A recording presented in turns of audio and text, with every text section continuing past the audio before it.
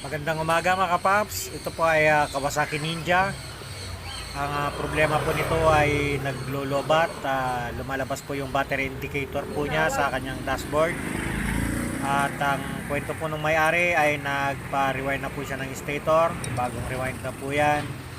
Pero isang biyahe lang papuntang kaya po ay yan na nga. Lumabas na ulit yung battery indicator. Kaya ang suspect ko po rito ay yung rewind po nila. Kaya sisilipin po natin kung anong meron po dun sa kanyang pagkaka-rewind. At ito ay tatanggalin nyo lang po yung hose po niya sa ilalim at saka sa ibabaw. Bali nakasuksok lang po yan at may o-ring lang. Ito na po, natanggal ko na yung mga tornilyo at hugutin na po natin.